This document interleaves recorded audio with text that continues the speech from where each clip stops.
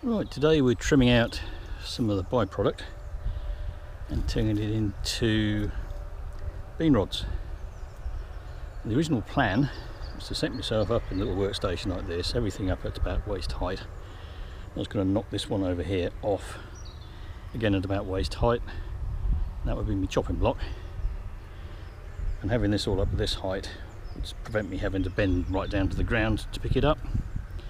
And basically, little by little, I dragged all the bits that were suitable down from the area I cut, which is here. So I've done up this side almost to the oak, along the front here and through here. Haven't done as much as I wanted to do. Well, you've seen my other posts. That's usable, and there's a bit more coming out from over there. But I can't cut here, well I could cut here, but I'm an old softie and I really like the bluebells, and it's covered in bluebells. And there's celandines and other bits and bobs. This is dog's mercury, which is much more common, and it's very resilient. So I'm working in this area here, and I'm going to stamp over some of that. This is the work area, my default work area. And I've rearranged the log pile a bit. Brought this up today. It's a bit of pallet. I've wedged that in there, that's my end stop. And coming along to here, this is 6 foot, in case we run across any that are suitable for hedging stakes. Sorry, that's 5'6". That's 6 foot. So hedging stakes are 5'6". This is 6 foot, this is the shortest length of bean rod I do. 8 foot to here, 10 foot to the end. And this is what you're aiming at. So this is a first bundle of rods, 8 foot long, neatly tied, tightly tied, and that's a bundle of 11, which is traditional. So if you're doing them in a wigwam, you do 2 lots of 5 along the sides and 1 along the top, which is usually the spindliest one, and they point at the bottom so the buyer can just shove them straight into the ground. Here's some more cut out. 8 foot's furthest from us, 6 foot's nearest us, and on the top we've got some 10 foots, which are these. And the idea is they're a bit thicker than your thumb at the bottom. I've got small thumbs because I'm a small guy, and a bit thinner than your thumb at the top. If they're too thin, then they won't support the weight of the beans as they grow up, because they tend to grow up and out the top and then flop over. And the ones at the back, see, they're taller and they go away to nothing, still left the thrash on the top. Those are hedging heathers, and there'll be a few more in here. Let's have a look at some of these and sort through. Got some in here which I know have issues. Basically, when you're doing your rack, to do the cutting, basically start at the far end and then work back this way. So as you come to each one, working back this way, it comes off the top cleanly, it's not covered in other ones. A little bit of attention to detail saves you a lot of work later. This is a nice one, cut off with a chainsaw. These are all sun shoots. So these are these bits growing on the sides of the coppice stool. When it gets a bit stressed for light, it sends up these sun shoots. You can see a lot in this second one over here, beyond this double one. And these can be used for bean rods. But if you're working coppice, such as this over the back, and it's good coppice, then every one will be about this sort of size, and you can whiz through, very little waste, very little wasted energy in movement. But on sun shoots, they do all sorts of different things. So this is a good one, but I have to trim these off with a hook. And you see where it's divided here, and it's made a crank. That's a flaw. You try and cut those out. But on bean rods, for a couple in a bundle, that's okay, because this bit here is dead. And you might end up with dead material in here. Bean rods will only last about 2 years anyway, if you keep them nice over the winter. So that one's okay. You can get a 6 foot or an 8 foot out of that one. This one here is way too small. See, really, really thin. You could get a 6 foot length out of that, but it would be too flimsy to support your beans. This one is the other way around, it's too fat. And it's got a crank on the bottom, see? This is probably grown fairly high up in a tree, and it's gone out like that to get to the light. So that one's no good. And even if it was right, you'd have to trim this great thing off here. And it's dead at the top. Can you see? This is all dead material. All your bean rods got to be live, so they've got to be flexible and stronger than if they're dead. It's working one-handed. One of these days I'll get a tripod. Right, this one's good, but it's a bit thin. See, just about thumb size. I'll probably just about get an 8 foot out of that, as long as I haven't got too many in my bundle. Or I might turn that, if I'm lucky, into 2 6 foots. So pop that over there. This one here's got a floor here. It looks like there might be some dead material here. There's an 8 foot in there between the bottom, which has a J on it, where it's grown out the size of a larger trunk, cut off with a chainsaw to get firewood, so I've got to cut that off. And up there's a fork. If the fork was wider and was even and symmetrical, like a Y, there you go, bit of Churchill there, you might consider turning that into a thumbstick. More about thumbsticks a bit later, perhaps. This is a good one. There's an 8 foot in there. This one's too thin. This one's too thin. A lot of thin stuff gets chucked in the dead hedge here. This one here, you can see where it's rubbed. This has probably been high in the crown. If it's low down, that might well be deer damage, because deer develveting their antlers do that. And you've also got a flaw up here. So this one is entirely scrap, that goes into the dead hedge. Okay, if you're doing it for yourself. You've also got a bit of a slip with the chainsaw down the bottom. This one here has been damaged, and that probably is deer damage. And that's started to heal over. And there's a ladybird. But there might be a 6 foot between there and the top. See that one before, he's too thin. This one's too thin. There's probably an 8 foot in there. But you see the lengths you've got to go to trim all this lot out. But this is really, really long. It might be a hedging heather. If you're cutting your hedging heathers on site for your hedge laying, then that would definitely be a heather. But if you're selling them, they've got to be top notch. Right, this one here, can you hear it sounds different? This one's dead. It was live at the bottom, which can fool you. So you wouldn't include this even if it was perfect, because all your bean rods have got to be live. So that one goes on the edge. That one's too thin. That one's got a crank here. This is probably deer damage.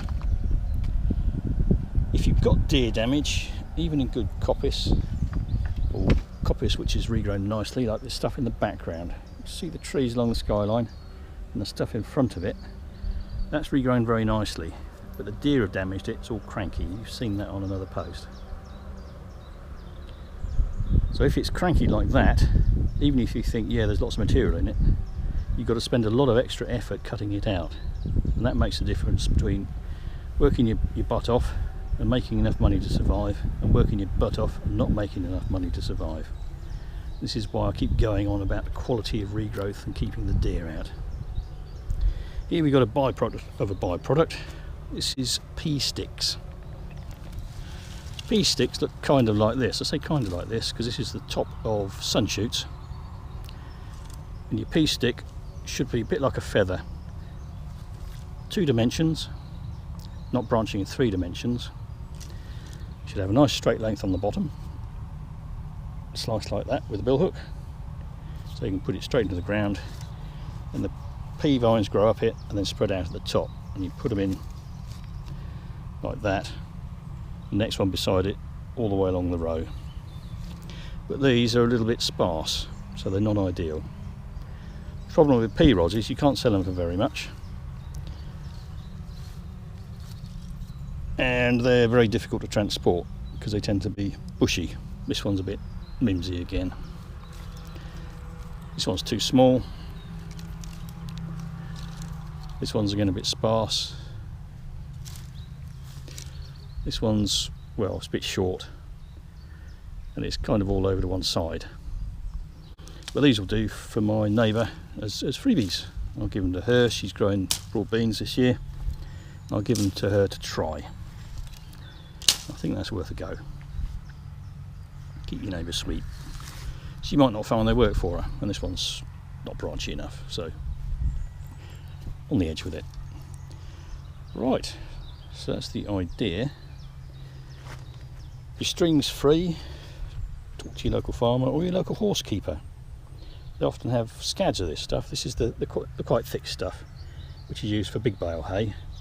But if you've got a local horse keeper feeding bale hay in a field, then it'll have the slightly thinner twine, and you can talk to her, which usually is a her, and see if you can swipe the twine off her, because you probably have to take that home and put it in the bin or get rid of it some other way. So just keep it to one side for you, cut it through, and you can turn it into hanks, and if you get a really nice one, she'll turn it into hanks for you. Then you just unravel, and then see Abel 2's post, and he'll tell you how to do the ties properly. I did watch his post several times because I've never got the hang of it, and I still can't get the hang of it. So I basically make a loop it through, and then do a half hitch on it, and that's good enough. It's not as neat and not as tight as the way he does it. Butcher's knot, I think that is. Right, that's enough of that for now.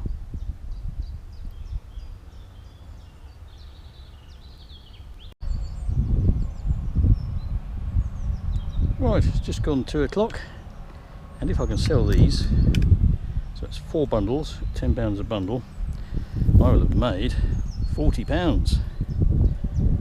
I got up here just before 11 o'clock, so I've been up here 3 hours, so it's just over £10 an hour. Plus there's the time to actually sort of bring it over into here and getting them out and then getting them to sale. And I am woefully slow. If I was cutting better coppice, I'd be slightly quicker, but bear in mind that I've never done this sort of thing for a living, so I'm going to be very, very slow compared to someone who has served time, been apprenticed, and they're very few and far between these days. I was actually done it for a living and had to work faster. Also bear in mind that I'm selling at £10 a bundle, and the usual price is lower than that. And if you do less than 10 feet, 10 feet is the traditional length, then usually you charge less for that again. It depends on your local markets. I sold everything I cut last year. It wasn't a huge amount, but I reckon I made just under 100 quid. Also bear in mind that I'm an ecologist, and although the ecology gigs are few and far between, they pay quite well.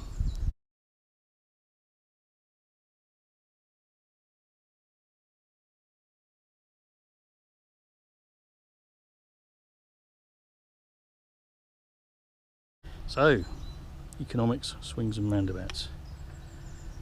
But it's lovely to be able to work up here. It's really, really warm. In fact, I'm rather too warm.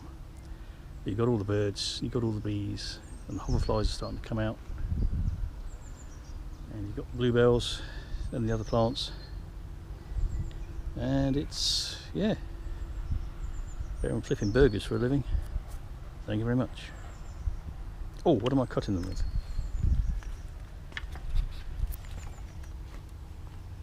Little spiral hook. I would prefer to use a bigger hook, but my good coppicing hook has got a split handle. I'll need to make another one. And my Yorkshire hook, which I used last year, get some posts on that, Well, I can't find it. It's in the house somewhere, although it might be at my dad's. But the fairies have hidden it. It'll turn up. I know I haven't left it in the woods. Thank you very much. Get on and do some more. Well, it's just gone 4 o'clock. I've been up here working for about 5 hours. Pretty non-stop. I've had a couple of little stops for a drinky. And I'm fairly pleased. A bit tired now, but couldn't have done this last week. Got about halfway through working this stuff up. And we've got this little lot here. £10 a bundle, if it sells. Don't count your chickens. Bundle of 10 foots, traditional length, that's 11 of those. 3 bundles of 6 foots. And I think it's 5 bundles of 8 foots. 1, 2, 3, 4, 5, yes. 5 bundles of 8 foots. So that's 8, 9 bundles at £10 each, 90 quid. Don't count your chickens. As I say, I sold them all last year, but the year before that I didn't sell any at all. They ended up as kindling, which is not a bad fate. Quite expensive kindling, but it works very well. Stick it in the brake and then cut it down at the right length. So, still got that to do. Still got the last bit of dead hedge to do. I might come up here tomorrow, which is a bank holiday, and do a bit more felling, or I might just finish working this up, get that done.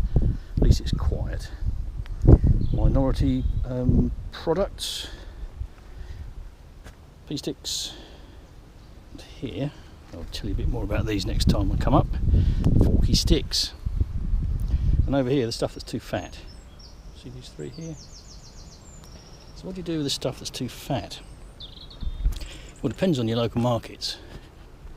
I'm going to be using stuff like this for the Dorset gates, to hang the tenax plastic netting on to keep the deer out. But you can sell these really nice ones as dahlia stakes. They're nice and big and thick. Don't want to get as thick as this. This is getting a bit too much. Where I used to work, we used to use these with a point on the end and belt them in, and we used to fence with tenax all the way around our coppice cants. And aside from the depredations of the local youth, it worked very well. And dahlia stakes are usually 6 foot high. This one's 6 foot. That's my eye level. I'm 5'8", so another 4 inches. That's 6 foot with a point on. If it was 5'6", and between about this size and this size, that would be hedging stakes. And you could also use these bits over here. See how long these are? These are 10 foot plus, petering out to nothing. See all the left the thrash on the ends. Some hedge layers like to do their own trimming, and those are sold in bundles of 10, not bundles of 11. I've nearly got 10 there. Probably won't actually sell those, and they'll probably just be converted into 8 foot or 10 foot bean rods. And the other thing, which I don't know how to do, but I know this is a reasonable size, it's the size of my thumb, scads for thatching spars. When I say I don't know how to do it, I know how to cleave it, but I don't know the specification for thatching spars. I think it's 18 inches cleft, and they basically twist them in half and use them to peg down thatch. This is what bit I just split for the hell of it, and I think you would split that again along the line of the pith and then cut it to length. You see it splits quite easy. That one's a little bit cranky. Straight is better. This one will split very nicely, for instance. But you would need to cut these off probably with a saw if you're using those as cutting those as a byproduct of your bean rods. Bean rods is my main byproduct because I know that I can sell them locally, or I hope I can sell them locally. Thatching spars, usually you sell those in lots of 1,000. I don't really want to do 1,000, even if I didn't know how to do them. But anyway, so still got that to do, still got the last of the dead hedge to do. But apart from that, I think we're doing all right. Certainly things are looking up from about 3 weeks ago. Well, I felt like shit, to be quite honest. It's a funny old life. Just enjoy the bluebells.